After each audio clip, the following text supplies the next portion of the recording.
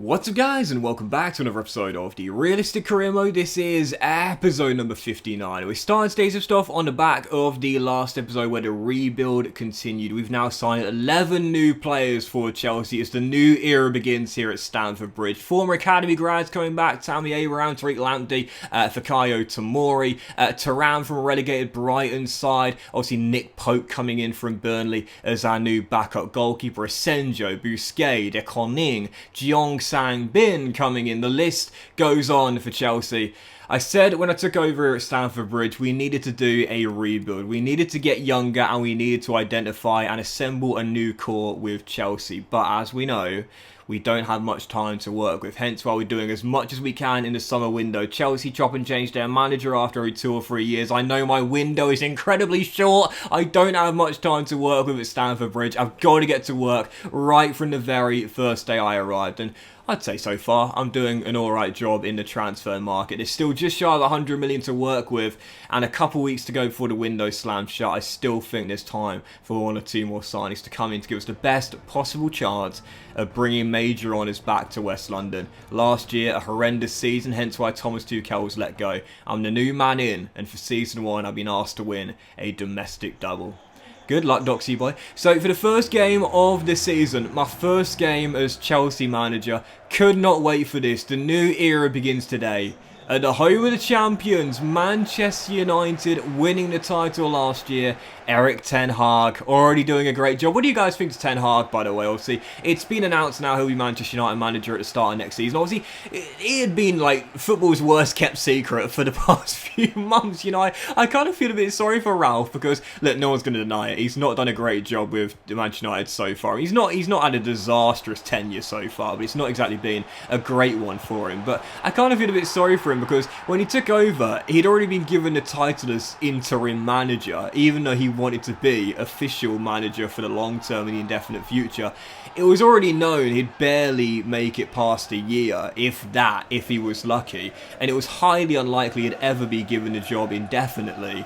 So that's harsh enough on its own, but to know for like the past 2 or 3 months that the man that's going to replace you, Ten Hag, is much more wanted by the United fans than you are, I kind of feel a bit sorry for him really, but at the end of the day, this is football, and nowadays it's a business. So yeah, Ten Hag is going to come in, the former Ajax manager. What do you guys think to that managerial appointment? Do you think he's going to get Manchester United back to the glory days? Do you think he's going to really thrive at Old Trafford, or do you think the problems run a lot deeper than the man in charge of the players they've got? What do you guys think? I'm excited to see how he gets on. You know, the opinions of the Red Devils fans are very favourable. It seems like most fans are really happy to know they're going to get him for next season. That's guaranteed. Now, what do you guys think? Let me know in the comment section down below. Ten Hag, will he succeed at Old Trafford, or just like every other manager since Sir Alex Ferguson, will it be a short stint and one where you're just left wondering what could have been?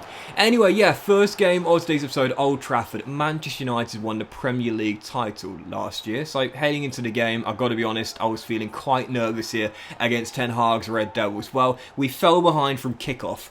Kessie opened the scoring and the Red Devils went in. Basuma opened the scoring and the Red Devils went in front. And soon after the restart, as we were down by a goal, I needed a response. I couldn't lose my first game as Chelsea manager, and we got it. Christian Pulisic, Captain America, gives us the leveller, but what a run it was from Mason Mount to set it up. But 60 minutes in, as we were back on level terms, this was not good to see. Match day 1 of this season, we've just given Jose Gaya to AC Milan.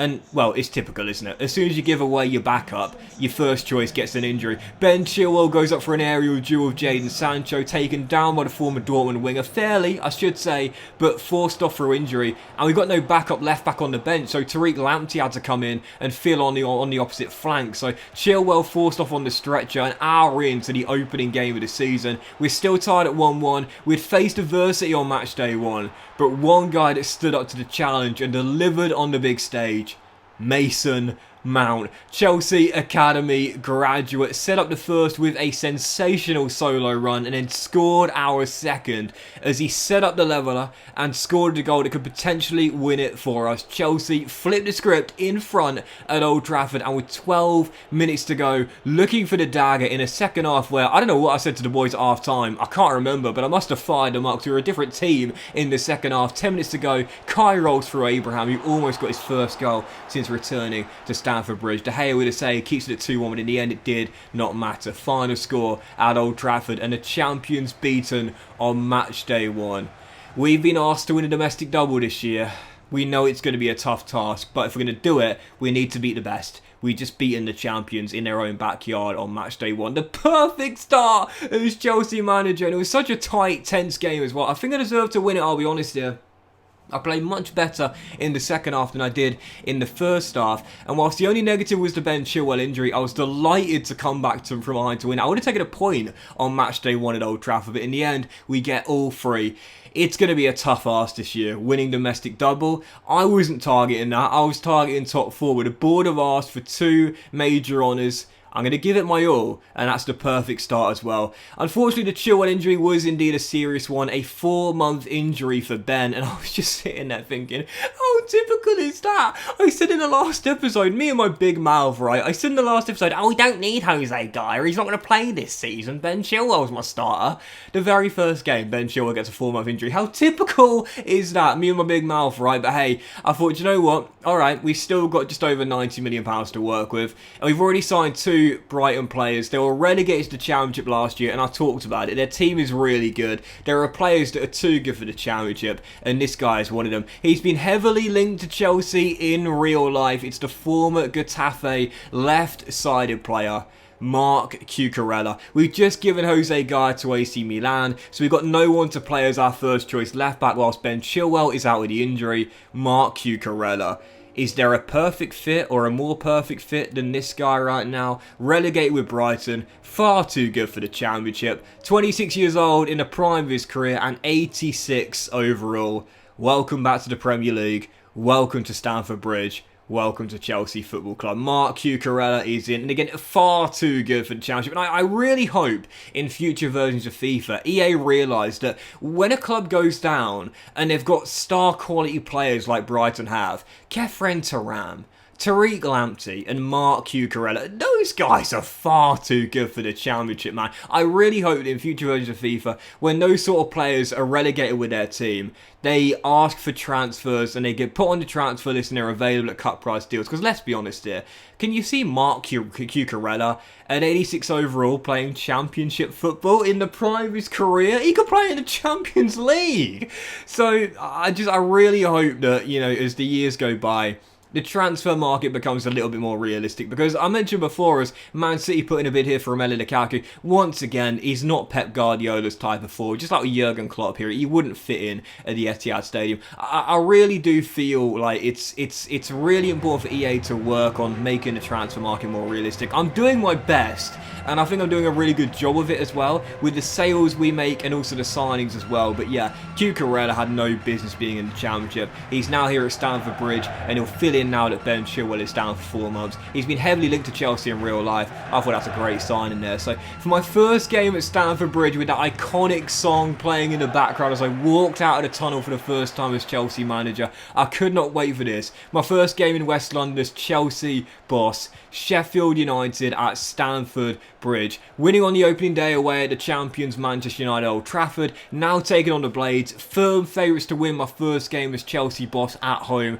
I could not wait for it. So right from kickoff in attack mode, wanted a big win on match day 2 on my first home game as Chelsea manager. 4 minutes into the game, oh my goodness, talk about your gifts. Yeah, worked the ball forward, gave it away, and Santos for the Blades just gave me the ball straight back and said, there you go, free shot on goal, 12 yards out, and I wasn't going to miss it. Tammy Abraham offloads to Mason Mount, and what a start for this guy. I think I've already found my start of the team 2 games in. Single-handedly turned the game on its head at Old Trafford, and now he's got his 2nd goal this season already. Chelsea won, Sheffield United 0, and it became 2-0 soon afterwards. Tammy Abraham's 1st goal since returning to Stamford Bridge. What a decision to bring him back from Arsenal. As we know, last year finished below us in the table, had a season just like ours, really poor. So Abraham returning makes a lot of sense as our long-term successor for Romelu Lukaku. He scored our 2nd, and then Dembele scored our 3rd.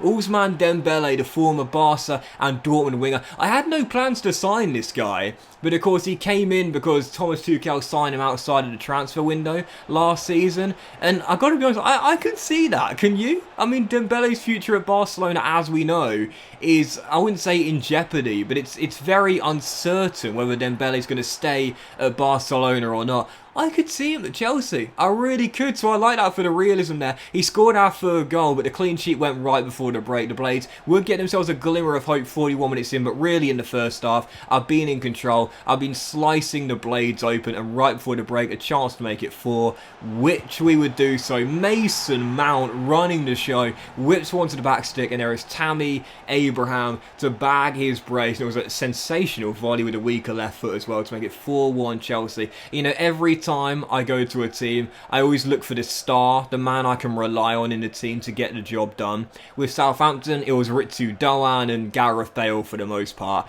With Chelsea, I think I already know my main guy, Tammy Abraham up top, but a supporting guy who's running the show right now, Mason Mount. I think these 2 guys are going to be my main guys in Season 1 with Chelsea. The guys I'll be looking for if we're going to win a domestic double to deliver the goods in the biggest of games.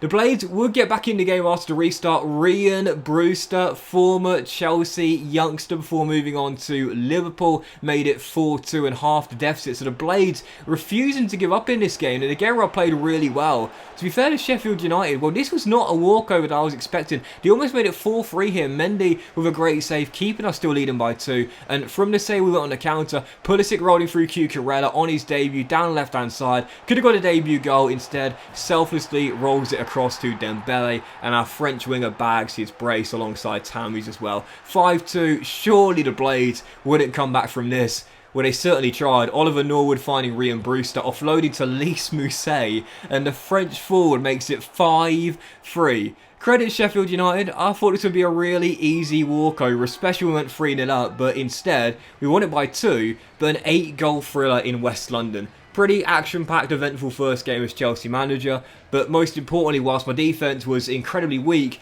we came through with a win. I'll certainly need to tighten up the back line if we are to win a domestic double this season, but going forward, we look as threatening as anyone else in the Premier League, especially with Abraham, Dembele, Pulisic, Havertz, and Mount in behind. Oh my goodness, we're going to score a lot of goals this season. 7 in 2 games already, and back-to-back wins to start off with as Chelsea manager. The perfect start to life in West London. The only negative was Ben Chilwell's injury, but Cucurella's already looking at home here at left back. But that will end today's episode of the Realistic Criminal, guys. Big fan. You thought you enjoyed it. If you hadn't, please drop a like. Much love to you all. Have a fantastic day, and I'll see you for the next episode featuring Arsenal away, a club I could have joined in the summer, plus transfer deadline day with 20 million remaining. Have a great day. Much love, and I'll see you for the next episode on the Realistic Criminal mode very soon.